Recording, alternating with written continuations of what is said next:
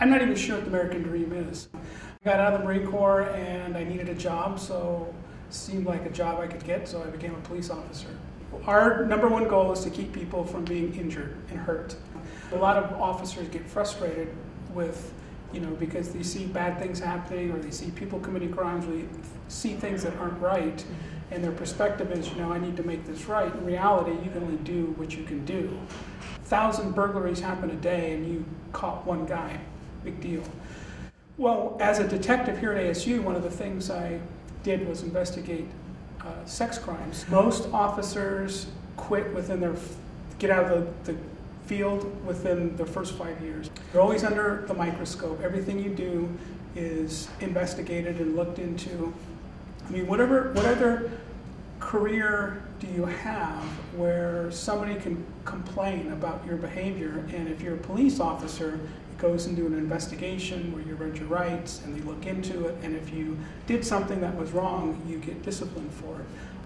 Where every day what you do is scrutinized. Society puts a lot of expectation on the police that they're supposed to fix problems, and if you really think about problems in society, for example, sexual assaults. 80% of sexual assaults occur to women between 18 and 24 years old. Well, that's exactly the age group we have on campus. So consequently, the highest age group for sexual assault are college-age women. When we have sexual assaults, typically on campus, they're acquaintance rape. They're very rarely are there stranger sexual assaults. It's acquaintance rape, alcohol's involved. There's a whole dynamic that goes on. And one says it was without consent, the other one says, no, it was with consent. You can't prove one way or the other. So I dealt with a lot of students that were victims of sexual assault. And the police on campus and in society are just one aspect of all these dynamics that go into keeping people safe, keeping bad things from happening. If we want to change the culture of, acquaintance rape is okay, and the idea of if she shouldn't do this, she shouldn't do that, look how she's dressed, and all those kinds of things. We want to change. We can change that culture if society decides we want to, and you just socialize people differently on acceptable, not acceptable behavior. It's just a matter of, as a culture, if we believe that, if we actually violent crimes where people are injured are alcohol related.